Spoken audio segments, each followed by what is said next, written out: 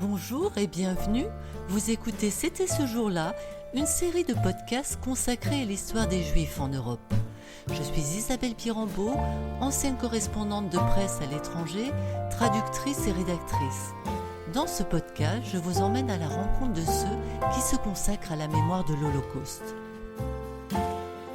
Dans cet épisode, la chercheuse et anthropologue Carole Lémé parle des témoignages qu'elle a recueillis pour réaliser l'exposition intitulée « La Shoah en Gironde, focale sur les arrestations, internements et déportations du convoi du 12 janvier 1944 ». Parmi ces témoignages, il y a celui du célèbre neuropsychiatre Boris Cyrulnik qui a réussi à s'échapper de cette synagogue transformée en prison. C'était le 10 janvier 1944, il avait alors 6 ans. Dans ce podcast, la spécialiste des questions mémorielles raconte. Nous sommes dans la grande synagogue de Bordeaux, qui est l'une des plus grandes synagogues de France.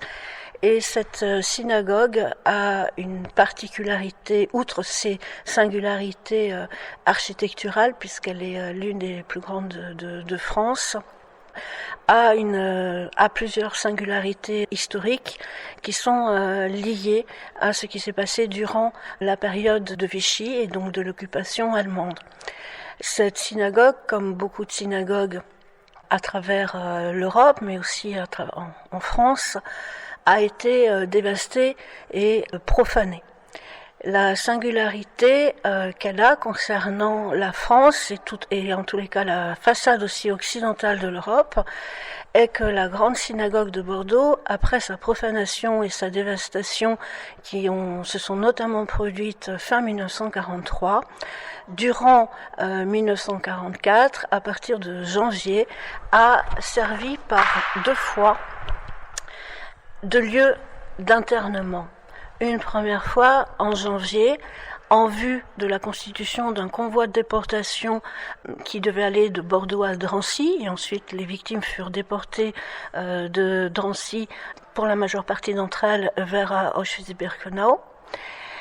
Et une seconde fois, beaucoup plus tard, durant l'été, le train fantôme, donc c'est un train comportant des déportés, notamment résistants et politiques, qui comportait aussi quelques juifs dans le rang, mais donc de personnes qui avaient été arrêtées pour fait de répression et non de persécution, furent eux aussi internés dans cette grande synagogue.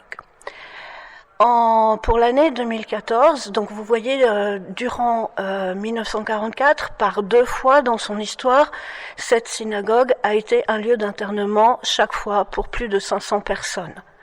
Cette synagogue peut contenir entre 1200 et 1500 personnes en raison de ses caractéristiques architecturales.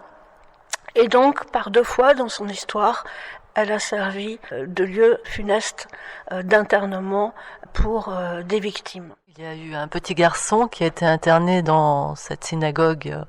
Il avait 6 ans. Vous pouvez nous parler de lui ?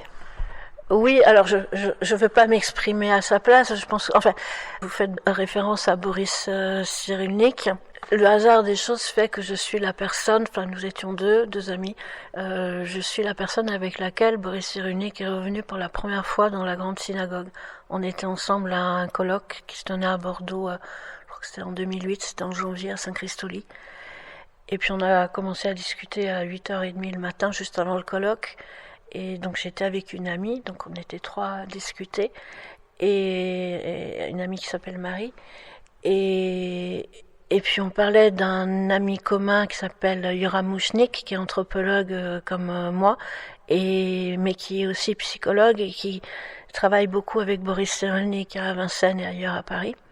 Et puis Boris Cyrulnik me dit vous allez peut-être pas me croire, mais je suis jamais revenue à la grande synagogue. Alors je ne parlais pas du tout de ça. Et moi je lui dis ah bon ? Et il me dit oui.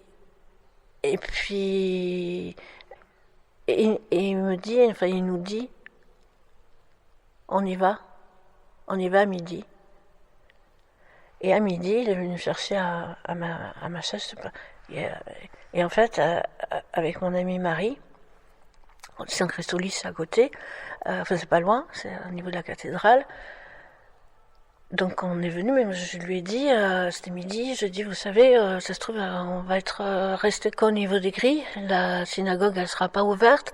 J'avais déjà essayé d'appeler, mais personne ne répondait. J'arrivais pas à joindre Erika Wizerat, qui était vraiment en consultation, en opération, enfin bref. Et je lui dis, mais vous savez, en plus il pleuvait un peu, je dis, Christ, en janvier, fin janvier, je dis, c'est pas grave, c'est pas grave. Et là, c'était comme un geyser, tout qui remontait. Et on arrivait devant la grande synagogue qui en effet était fermée, tout était fermé.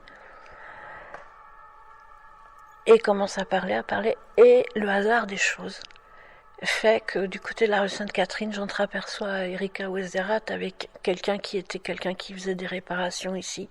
Donc je cours, j'arrive à choper Eric et je lui dis, Eric, je suis avec Boris Cyrulnik. Il me dit, c'est qui? Il comprenait pas, et donc je lui explique, je lui dis, est-ce que tu peux nous ouvrir la grande synagogue, s'il te plaît? Et il nous dit oui, et en fait le rabbin de l'époque était finalement dans ses appartements, donc après il nous a rejoints. Et donc Boris Cyrulnik est revenu dans cette synagogue la première fois avec nous. Et il nous a expliqué où il était, et surtout la première chose qu'il a voulu voir, c'était l'emplacement là où étaient les latrines, là où il avait pu se dissimuler. Et puis voilà, et puis après il est revenu, justement quand il y a eu cette exposition, et un soir, on avait un repas là où on a mangé, à midi, et puis après, avec un ami, un autre homme, qui était la personne qui m'avait aidé à techniquement installer l'exposition, on est venu et personne, et parce que je parle de lui dans les panneaux, mais avec son autorisation. Et en fait, il a beaucoup aimé les panneaux rétroéclairés.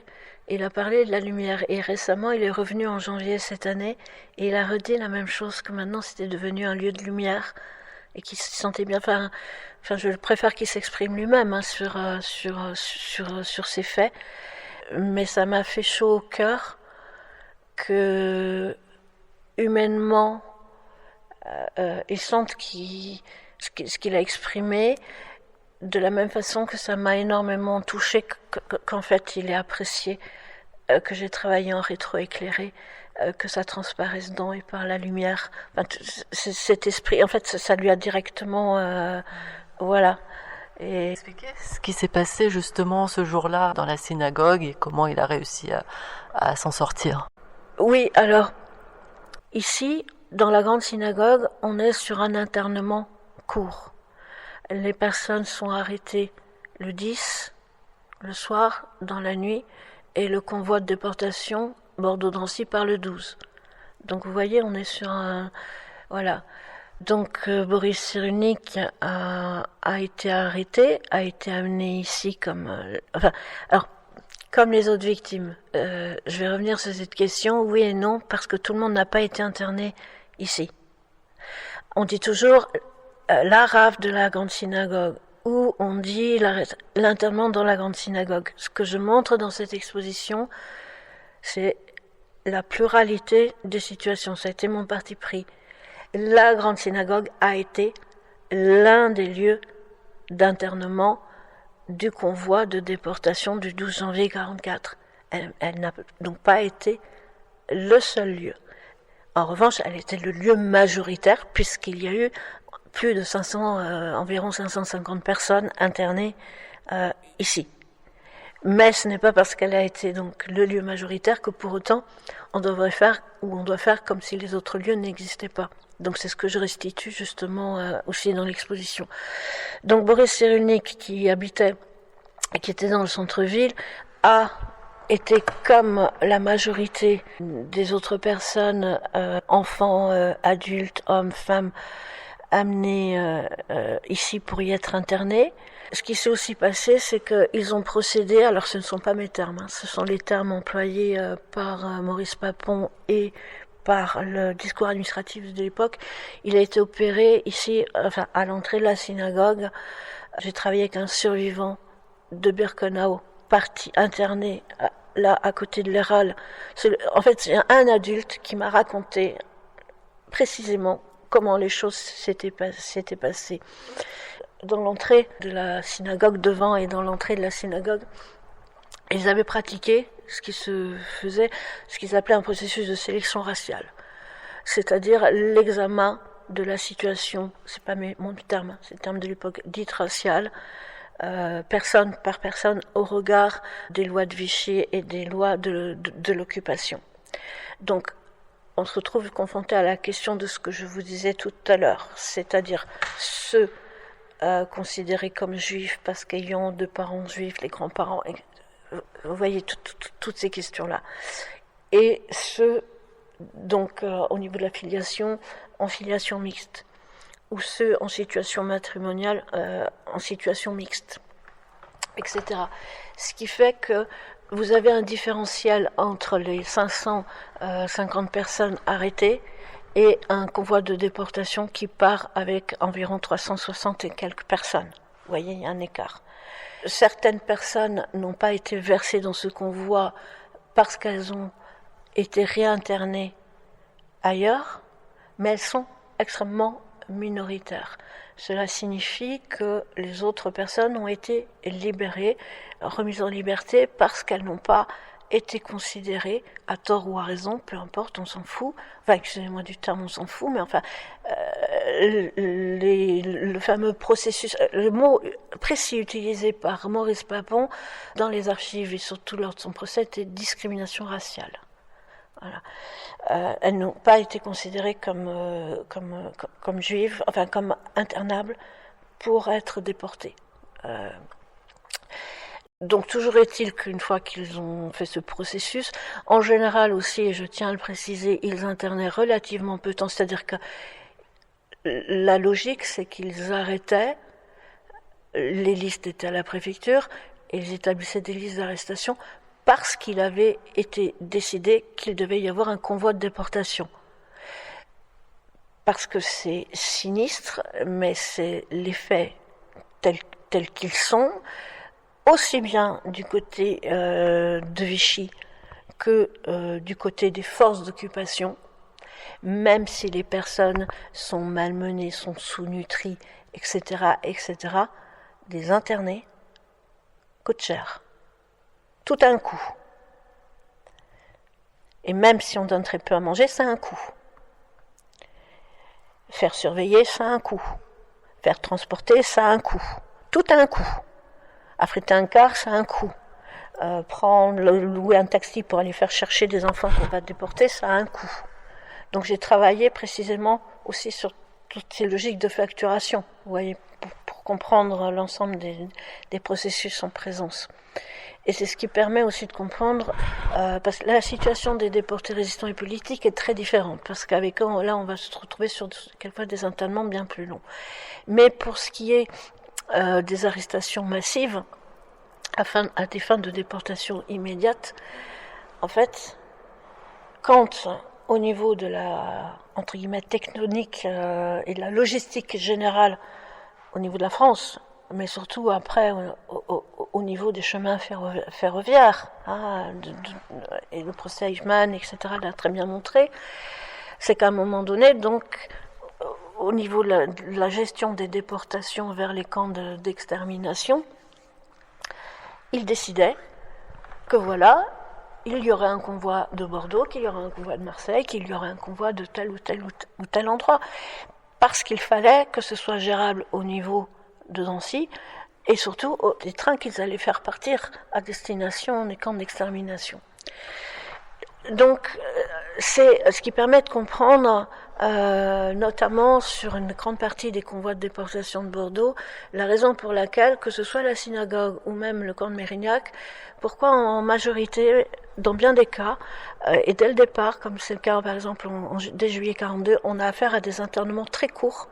C'est-à-dire qu'ils arrêtent pour déporter immédiatement, avec un internement qui va coûter le moins cher possible, parce que pour certains internements, c'est la France qui doit, c'est Vichy aussi qui doit payer. Donc, vous voyez, c'est très cynique, c'est monstrueux, mais on est dans toutes ces questions.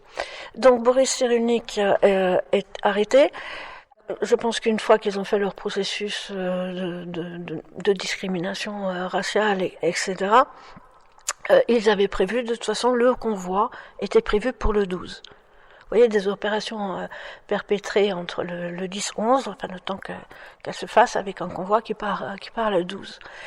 Et vous imaginez, bon, quelques personnes, un certain nombre de personnes libérées, mais vous imaginez le brouhaha, vous imaginez 500 personnes internées dans ce lieu, dans cette grande synagogue. Il y a des personnes qui hurlent, il y a des personnes qui pleurent, il y a des bébés. Je vous ai dit, Alan Gross, il a 3 mois. Il y a un bébé qui a qu'une dizaine de jours, donc ils ont essayé de le cacher autant qu'ils pouvaient. Des personnes âgées qui craquent. Enfin, vous pouvez vous imaginer, qui sont désorientées.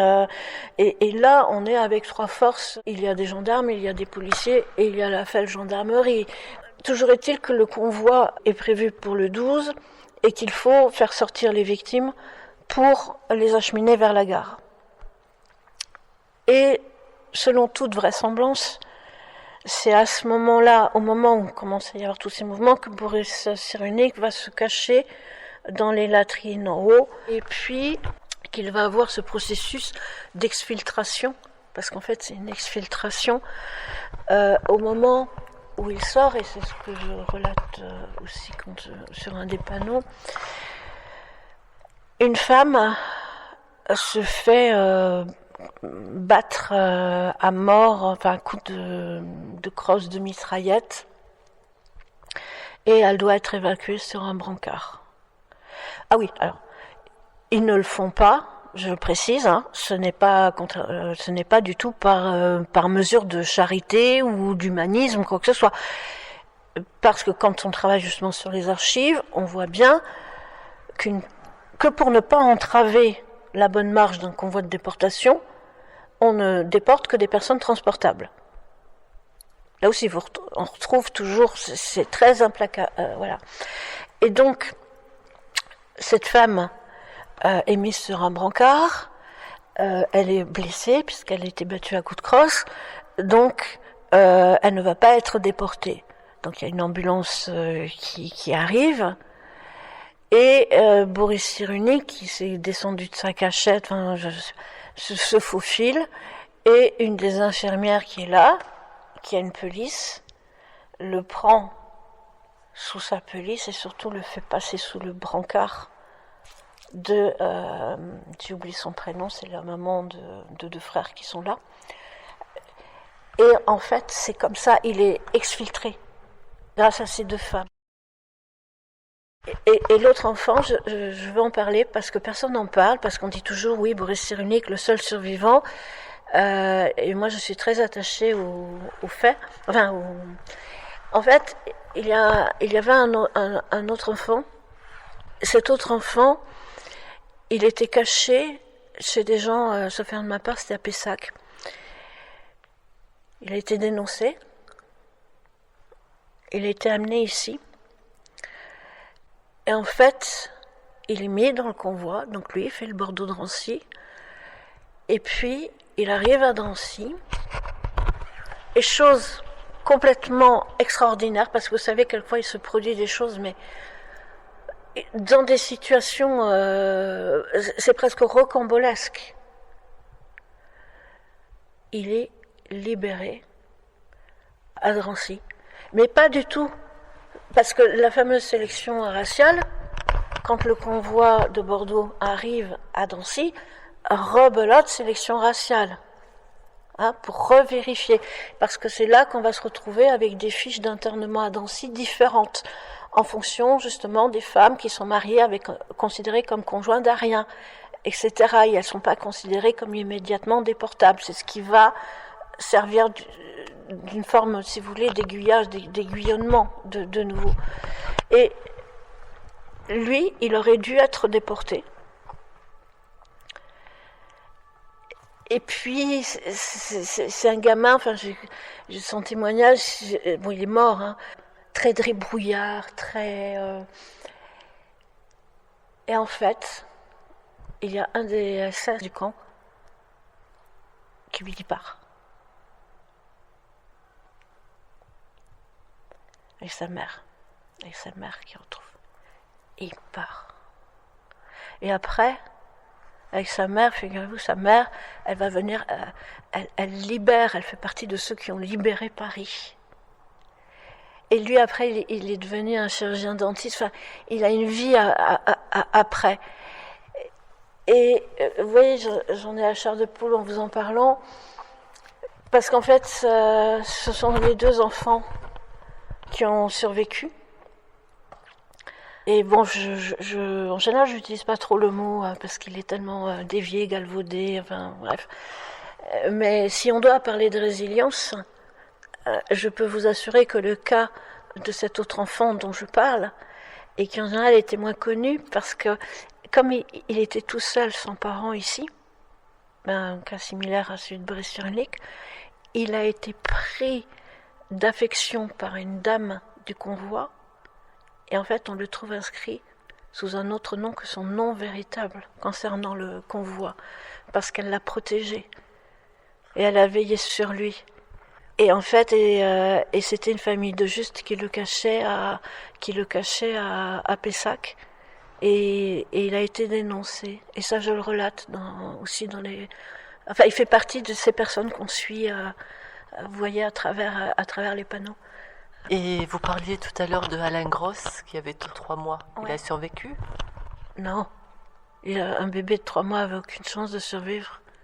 Il a été déporté, sauf erreur de ma part, il a dû être déporté en convoi 66, parce qu'en fait, les victimes parties de Bordeaux, de ces arrestations-là, de janvier 44, ensuite on les retrouve dans, je sais plus si, j'ai calculé ce que je mets ailleurs, 6 ou 7 convois à Auschwitz différents. Et là aussi, ce que l'on voit très bien, c'est que les familles avec des enfants en très bas âge, les personnes âgées, c'est-à-dire tous ceux pouvant, entre guillemets, gêner dans la vie de Drancy, au fur et à mesure de l'égrenage des convois, en fait, ils les font partir tout de suite. Et on les voit partir en 66, en convoi 66. Ensuite, on voit le convoi 67. Et moi, je me suis posé la question. Qu'est-ce qui fait que telle personne ou telle autre personne parte immédiatement en 66 et pas en 67 ou en 60? Et en fait, ce que j'ai vu très clairement, c'est qu'ils ont rempli le 66 avec des personnes. On en revient toujours à ces fameuses questions de maximiser, vous voyez, d'économiser. Voilà, d'économiser, de pas être gênés dans leur dans ce qu'ils sont en train de commettre. Voilà, et vous voyez en fait tout ça, j'ai travaillé à une micro-échelle mais qui rejoint la macro-échelle. Et comme je vous expliquais tout à l'heure, en fait, comme je suis anthropologue, je travaille sur, on peut dire entre guillemets 3 échelles, à des niveaux individuels, à des niveaux interindividuels, et vous les voyez apparaître, et après à des niveaux collectifs. Les gens ont l'habitude de dire la rafle de janvier 44 ou l'internement de janvier 44. En fait, ce n'est pas la rafle, mais ce sont des arrestations qui ont été perpétrées, non pas qu'à Bordeaux ou que dans l'agglomération bordelaise, mais en différents endroits du département de la Gironde, des Landes et jusque dans les Pyrénées-Atlantiques. C'est-à-dire qu'ils ont, alors là j'emploie le terme des victimes elles-mêmes, ils ont été ratissés jusqu'à Saint-Jean-de-Luz. Ils ont été prendre des enfants à Biarritz, versés dans ce convoi. J'ai pu travailler avec les 3 enfants pris à Biarritz. L'une d'entre elles, qui était la sœur aînée, a survécu. Les 2 petits frères, bien évidemment, eux n'ont pas pu du tout survivre. Et j'ai pu travailler, échanger avec elle. Vous voyez, encore une fois, c'est Biarritz, c'est Bayonne, parce qu'elle n'a pas été internée ici dans la grande synagogue. Elle est passée d'abord par Bayonne, la prison de Bayonne. Elle a été amenée ici. Elle n'a même pas été amenée dans la synagogue. Elle a été amenée directement à la gare de Bordeaux, comme ce que j'explique dans l'exposition. Même si c'est un nombre pas infime, mais très petit de personnes, en comparaison de ceux qui ont été internés ici. Une autre partie des victimes étaient internées dans la prison de Libourne. Et la raison, elle est simple, et elle est économique. Les personnes qu'ils ont internées dans la prison de Libourne étaient de Libourne. Imaginez-vous que ça allait leur coûter cher de prendre un bus ou de louer des taxis pour aller à Libourne et pour les faire amener ici. Le train, il passe à Libourne. Donc, ils les ont internés dans la prison de Libourne et les ont fait monter en garde de Libourne. La dame évacuée, elle a, à coup de crosse, sous le brancard de laquelle Boris Cyrulnik a pu être dissimulé, elle a été internée à l'hôpital-prison, parce qu'il y avait un hôpital-prison. Vous voyez, d'autres ensuite qui étaient blessés. Enfin, après, on rebasculait sur le camp d'internement de Mérignac. Et pour moi, ces micro-faits étaient importants justement pour que tout le monde comprenne non seulement la spécificité des parcours de chacun. Ils ont vécu une expérience commune, mais qui n'est pas en tout point semblable, voire qui est différente, pour ce qui a été soit un internement ici, soit pour d'autres, ensuite le fameux convoi de déportation Bordeaux-Drancy du 12 janvier 1944. Et tout cela montre à des échelles, comme je le disais, à la fois individuelles, interindividuelles et collectives, comment ce qu'on appelle la Shoah, concrètement, dans une ville comme Bordeaux, mais aussi à Mimizan, parce que c'est ce que je montre sur les cartes, justement, j'ai voulu représenter pour que nos concitoyens, pour que les scolaires qui visitent cette exposition comprennent, même si journalistiquement c'est plus court et c'est plus simple de dire la rafle de Bordeaux ou la rafle de la synagogue, voilà, parce qu'en général ils disent la rafle de la synagogue, ben, ils voient que différentes villes de l'agglomération bordelaise ont été concernées, Bordeaux est l'une d'entre elles, mais que des personnes ont été arrêtées à Arcachon, d'autres ont été arrêtées à Mimizan, d'autres à Saint-Jean-de-Luz, à Mimizan, etc., etc. Et c'est important. Parce que quand je dis cela, ce n'est pas simplement pour leur propre histoire, enfin, comment dire, leur histoire, leur mémoire, c'est aussi faire prendre conscience aux gens que ces convois de déportation, ce que l'on voit sur cette paroi des noms, ce n'est pas que Bordeaux, comme je disais, c'est la zone qui était couverte par la préfecture de la Gironde autrefois, et que ils n'étaient pas tous de Bordeaux. Voilà. Ils pouvaient venir de différents endroits et comment dire, que l'on ait conscience que ce n'était pas un convoi, ce n'étaient pas des convois locaux, c'était des convois plus que départementaux de type régional. Vous voyez, ce que montrent les deux panneaux que j'ai consacrés aux arrestations. On voit la dimension du département de la Gironde, la région Aquitaine, et puis les différents lieux pour la communauté urbaine de Bordeaux. Vous voyez les trois échelles, communauté urbaine de Bordeaux, département de la Gironde et région Aquitaine, pour que les gens arrivent à mieux comprendre. Là, on est le 9e convoi. Ça veut dire qu'il y en a 8 autres avant. Et qu'il y en aura encore un au mois de mai. Voilà. Et je suis en train de finir de travailler sur les autres convois. C'est-à-dire que pour les besoins, encore une fois, comme la grande synagogue de Bordeaux a été le seul lieu d'internement, et d'ailleurs avant personne n'en avait vraiment conscience, c'est parce que je travaille ailleurs que je leur ai dit, mais enfin vous savez, sur la façade occidentale, la grande synagogue de Bordeaux, c'est quelque chose de plus fréquent quand on est en Europe centrale ou ailleurs, mais ici c'est vraiment la seule dans ce cas. Et son autre singularité, c'est d'une part l'internement des personnes ici, et son autre singularité, c'est qu'elle a servi de point de départ, au départ d'un convoi de déportation pour un Bordeaux-Drancy, pour un convoi de déportation Bordeaux-Drancy. Vous parlez de la spécificité de Bordeaux, de la Gironde. Pouvez-vous nous expliquer ce qui s'est passé à l'époque? Combien de Juifs vivaient dans cette région? Combien de pourcentage de personnes de religion juive ont été déportées? Alors, la question est un peu complexe parce que il y avait une population locale. Vous voyez, je vous disais, cette synagogue avait été conçue pour pouvoir accueillir plus de 1200 personnes, 1500 personnes. Donc il y avait... vous savez, tout le monde n'est pas... Encore aujourd'hui, tout le monde n'est pas nécessairement inscrit sur des registres consistoriaux. Chaque personne gère ses questions comme elle l'entend. Donc il y a cela. Il y avait donc une population juive locale de plus de 1000 personnes environ, mais surtout, ce qui s'est passé, c'est qu'il a commencé à y avoir des flux migratoires, et puis il y a eu des personnes déplacées en 1939, quand il y a eu l'annexion notamment de l'Alsace et de la Lorraine, quand la guerre a vraiment commencé, à titre préventif, vous savez certainement qu'ils ont déplacé juifs et non juifs, ça a été la politique de déplacer massivement des personnes. Donc, des juifs et des non juifs des zones concernées ont été implantés, mais pas qu'ici, pas qu'en Gironde, en Charente, un peu partout. Donc, il y a eu ces flux-là.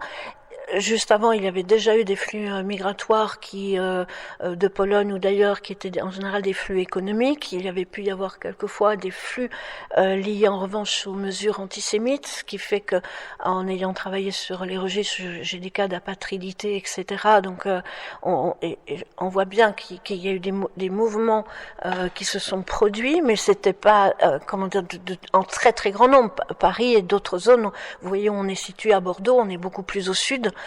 Donc a été moins concerné que des villes qui étaient plus proches des frontières. Et puis en revanche, ce qui se passe, c'est l'exode.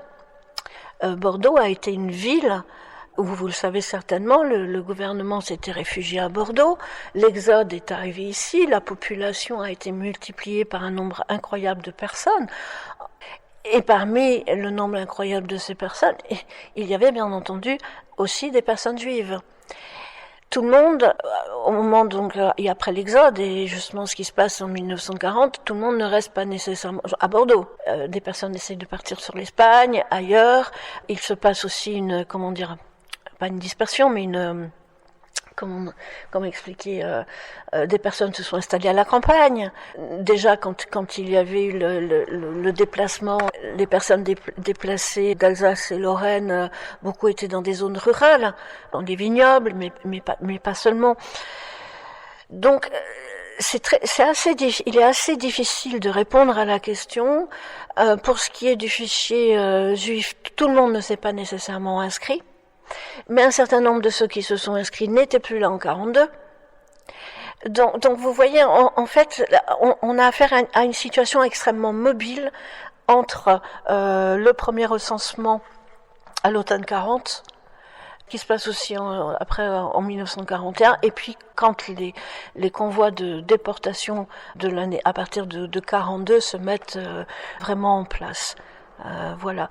Donc pour résumer, il y avait des locaux. Mais il y avait aussi donc des Ashkénazes notamment qui venaient d'Europe centrale, orientale. On le voit sur les panneaux quand on voit les prénoms. C'était des gens qui étaient réfugiés ici, qui étaient venus, qui s'étaient repliés, voilà. D'autres parmi les personnes que l'on trouve aussi dans les convois, des personnes avaient été prises en train de passer les lignes de démarcation et en fait elles n'habitaient pas ici. Donc c'est un peu complexe de répondre à cette question. Et pouvez-vous nous parler de la présence allemande à Bordeaux ? Alors pour ma part, j'ai pas particulièrement travaillé sur la question de la présence allemande. Si ce n'est, si vous voulez, c'est un centre de commandement au niveau de la Gestapo, au niveau de la Feldgendarmerie. Vous voyez, la préfecture de la Gironde était là. La Gironde, au moment des faits, ce n'est pas l'actuelle Gironde. C'est l'actuelle Gironde plus les Landes, plus une partie des Pyrénées-Atlantiques, plus une petite partie de la Dordogne. Donc vous comprenez bien que du côté des autorités d'occupation, il y avait quelque chose de conséquent. D'autant plus qu'ils ont construit la base sous-marine et qu'on est avec la façade atlantique.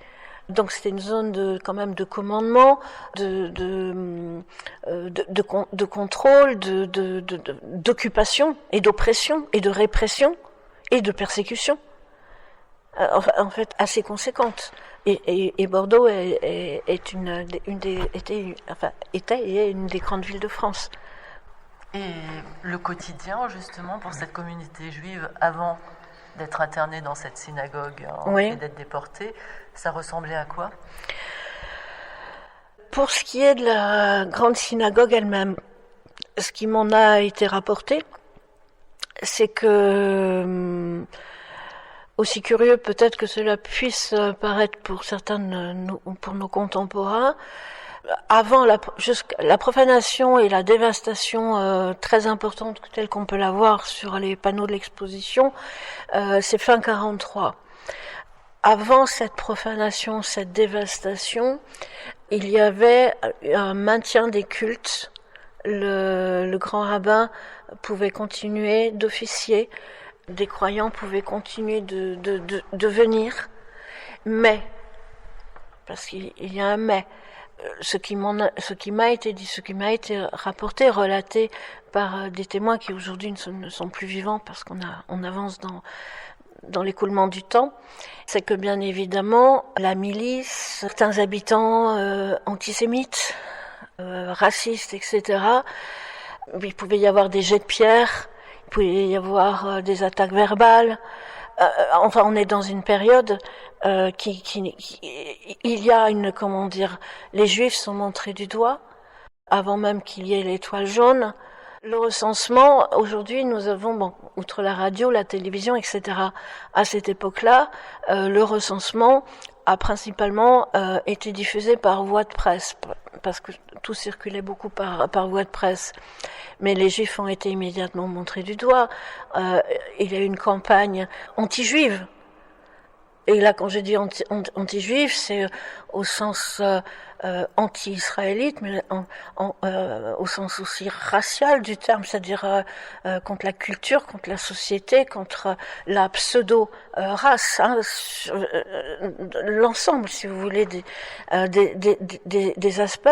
Et vous voyez l'exposition La France et le Juif, enfin, a quand même été installée à Bordeaux. Et vous pouvez voir sur les panneaux, elle a eu des milliers de visiteurs, et un succès presque aussi important qu'à Paris. Ça ne veut pas dire que tous les Bordelais étaient antisémites, loin de là, mais ça ne veut pas dire non plus que toute la population a été nécessairement bienveillante ou remplie de sollicitude à l'égard des personnes qui se sont trouvées, et c'est important de le dire ou de le rappeler, qui se sont trouvées spoliées aussi immédiatement. Les dénaturalisations, la spoliation, l'inscription sur les registres dits juifs, l'internement des juifs étrangers qui va commencer, qui est compris dans les lois les lois de l'automne de 1940. Et en effet, donc je travaille très spécifiquement sur ces questions ces dernières années, sur justement, parmi les juifs qui habitaient ici, ceux qui ont été immédiatement frappés par les mesures d'internement de l'automne 1940, et que l'on voit interner dès décembre 1940. Et ici, excusez-moi du terme, ça a très bien fonctionné. Vraiment. Et ça, c'est ce qui va être ajouté après. C'est la suite de ce sur quoi je suis en train très spécifiquement de travailler. Et il va y avoir d'autres noms ajoutés, mais qui ne concernent pas les convois Bordeaux-Drancy, qui concernent justement d'autres déportations qui sont une autre facette de la Shoah, de ce qui a été vécu ici. Ce podcast a entièrement été réalisé par Isabelle Birambeau. Je remercie chaleureusement Carole Lémé pour le temps qu'elle m'a accordé, ainsi que le président du consistoire israélite de Gironde, Eric Awizerat, pour l'accès à la synagogue, ainsi que la mise en contact avec Carole Lémé.